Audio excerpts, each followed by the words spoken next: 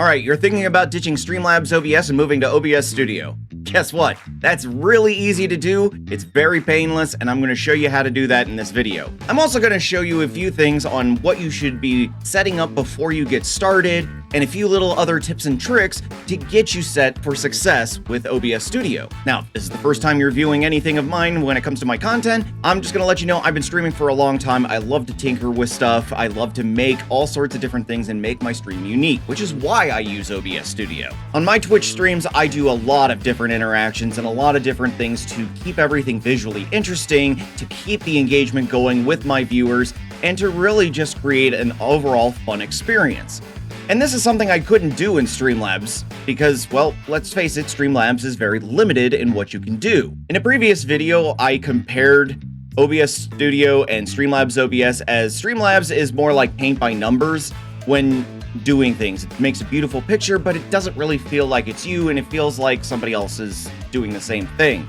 Whereas OBS Studio is a blank canvas and you are becoming Bob Ross and actually making something unique to you. And a lot of that comes to the fact that OBS Studio is very customizable. There are a lot of things you can put together in OBS Studio, such as you can download a bunch of different plugins, you can add more different items to OBS Studio than you can with Streamlabs OBS, and there are far more tools that like to work with OBS Studio than Streamlabs OBS. There are so many more options available to you. Now, before you decide to make this switch and before you go ahead with it, I do want to bring up a couple things that maybe you should consider before actually going through with it.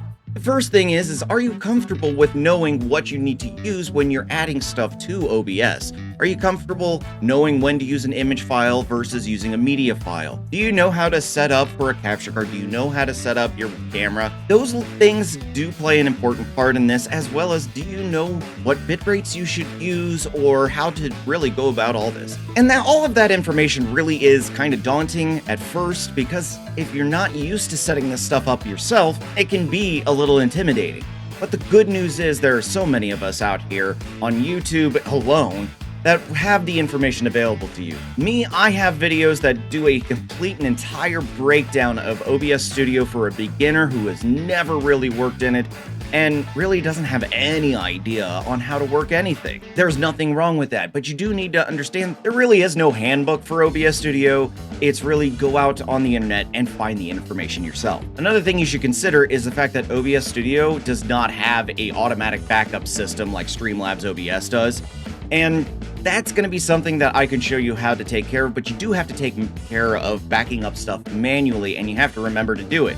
Which, to be fair, is a little annoying and sometimes I forget, so I've had to create a system where I back up every time I add something new to my stream. But these are just a few things to consider, because if you feel like you don't have the time to really work with this kind of stuff, maybe you need to take some time before actually fully moving over to OBS Studio and learn some things before you do that. Another thing I do want to mention real quick is there is a plugin for Streamlabs OBS that is available for OBS Studio. However, it does not play well with others, and this is something I've actually reviewed myself and found that, well, it sometimes causes more problems than it's really worth. But again, if you still want to use Streamlabs stuff, you don't have to use their plugins, and really it comes down to using browser sources. But if you want to have that comfort there is the option to still have Streamlabs integrated with your OBS Studio should you really desire. Just know that it may not play well with anything else you try to install into OBS Studio. Just a fair warning. Okay, let's go ahead and show you guys how to take everything you have in Streamlabs and move it over to OBS Studio. Now, I'm going to show you that I have already downloaded and installed an overlay in Streamlabs OBS, and I have my camera here, and that's thanks to the virtual cam in OBS Studio that I can have two videos going at once of me. But this is actually a very simple process on how to actually transfer from Streamlabs OBS to OBS Studio, and again, super easy. As you can see, I've got my Streamlabs OBS up, and I have downloaded a overlay to kind of do this demonstration and make it easier for you to see how this actually works. One thing I want to point out to you is that the name of the scene collection here is Predator, and that's because this is the overlay I've downloaded. If you click here, this will show you all the different scene collections you have that you can then import into OBS Studio. So since we're using Predator Red, this is what I'm going to use as the demonstration for you guys to see how easy this process really is. Now, here in OBS Studio, you'll see it come up pretty blank. There's a couple things you're going to do this import. First off, you're going to head over to where it says Settings. Once the settings pop up, you're going to be staying on this General tab. Then over here on the side, if you scroll down far enough, you'll see this tab that says Importers. If you click this and says search known locations for scene collections when importing, this is going to be the easiest way to make this happen. So all we have to do is hit apply and OK. The next thing you're going to do is you're going to go up to scene collection. You're going to come down to where it says import. You're going to see a list of everything you have. So you can see all these are from Streamlabs. These are all the different things I have in Streamlabs that I can import. So I'm going to look for Predator Red, which is right here. I'm going to click it like this and click import. Now, once you've done the import, all you have to then do is go up to scene collection, and you're going to see that it is actually sitting right there, the Predator Red. If I click it, it's going to bring up everything that we had. So if I go back to that just chatting, everything imported exactly as I wanted it to. And this is literally how to take care of moving everything from Streamlabs OBS over to OBS Studio. Again, super simple to move everything from one to the other. All right, wait, before you go, I need to show you a couple things. Now, there are a couple things that can happen when you're doing this import, and one of them is maybe your webcam isn't going to register properly. So if you wind up where your camera doesn't appear on the overlay, find what you named your video capture device. It should be there. Of course, I've left it as is. If you double click and come up, and you can just find the camera that you're wanting to use. Now, since I'm using my virtual camera because I'm currently using my camera to record this, if I use the virtual cam, now my camera is there. If I hit OK, voila, everything's good, and we're back to where it needs to be. Now you may be wondering, hey, what happens to all my alerts and my chat box and all that stuff? Actually, believe it or not, that stuff imported too. Because if you go down, you're going to see this where it says chat box and it has this little globe here. Well, this is a browser source, meaning it's pulling from the internet. And if you double click this, it's going to show you exactly where this is coming from. This is the link that's bringing your chat into your OBS. And that's how it's going to be set up for alerts, for chat on screen, anything that you're pulling from either Streamlabs OBS, Stream Elements, or some other method. This is how you would take care of that, is you would bring it in as a browser source, put the link in, set the sizing appropriately, and you're good to go. Now, I'm not saying that this is always going to be easy, because sometimes you're going to be encountering something that you're just not going to figure out, or you're not going to understand why it's not working. And that's why you just reach out. And in my Discord server, I have a lot of different creators in there who we all love to share our knowledge, and we will help you out where we can. I mean, we will tell you, hey, this is where it went wrong. We will help you diagnose it. It's what we love to do. We are very caring and like to help out. Oh, hey, whoa.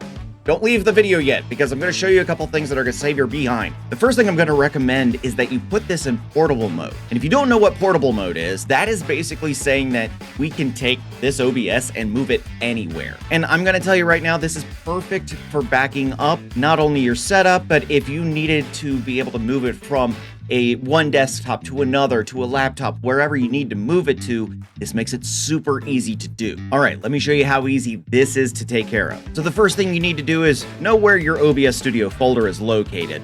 And really, this should be pretty simple. Usually people put it in their C drive. Me, I have so many different ones, I have to put them in different drives and whatnot. Yeah, I do a lot of different. Anyway, when you double click on the OBS Studio folder, you're gonna be here where it says bin, config, data, OBS plugins.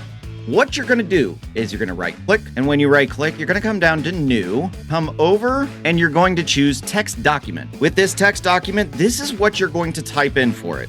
OBS _portable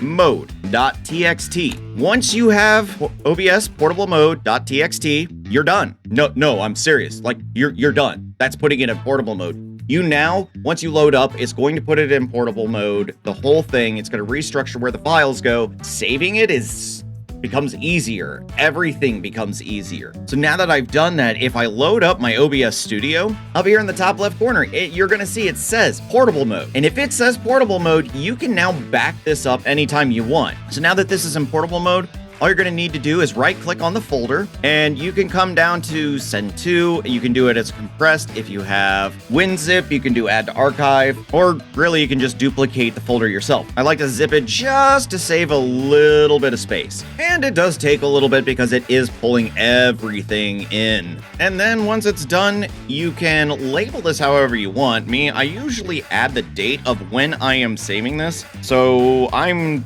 currently, the day before Halloween here. If I open it up, you'll see in my little zip folder here, if I double click, like everything's still here. Everything that needs to run is there. Now, what this essentially then does is make it to where all you have to do if something should go wrong with your OBS Studio is you delete your OBS Studio folder that's currently sitting there, and then you extract the zip one where that one was, and voila, you've got your OBS back and working from a backed up state. Okay, so let me show you how we can make it very, very easy to put everything into one folder, including your image files, your video files, everything that makes your overlay. Because right now, it's not in the OBS Studio folder. So let's make sure it is. So here in our OBS Studio, if I go down to one of the image files down below, I right click and hit properties, it's going to show me exactly where this is sitting. So as I can see, it's in my username, in app data, roaming, all that. So if we went into Windows Explorer,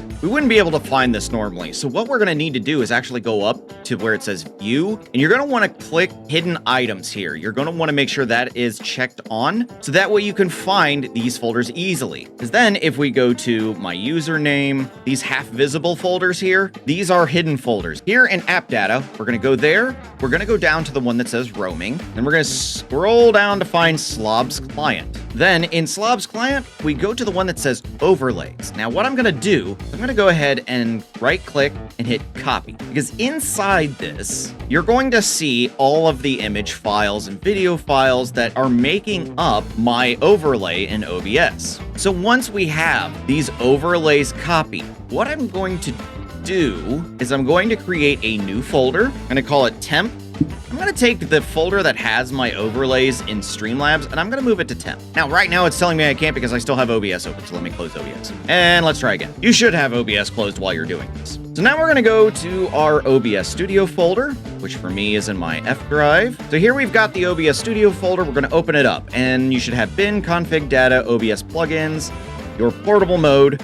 And what I'm going to do is I'm going to paste that folder we copied in here, the one that said overlays. So now I have it here. Now, if you're not sure why I move the overlays in Streamlabs OBS into a completely different folder, is because I'm purposefully disrupting that file path, because this is going to make the transition to all of this really simple. So when we reload OBS Studio, it's going to come up and you're not going to see any of your overlays, which is perfectly fine. Trust me. Because over here where it says we're missing some files, well, this is everything that makes up our overlays. And what we're going to do is we're going to do search directory, and we're going to go to where our OBS Studio folder is. And since it's in the 64 in the bin and all that, we can just click this OBS Studio. Then we click our overlays and we just get into the folder that has our image files and hit select folder. And then it's going to fill in all that information. You just hit apply. And now it's all back.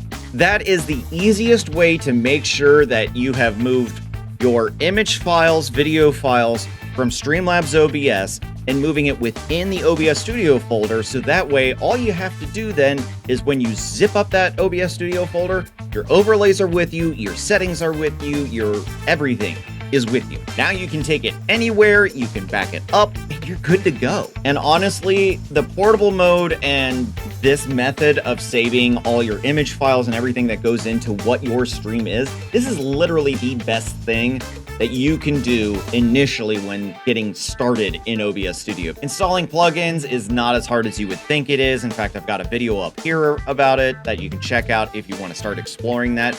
But first, just make sure you're getting comfortable with OBS Studio.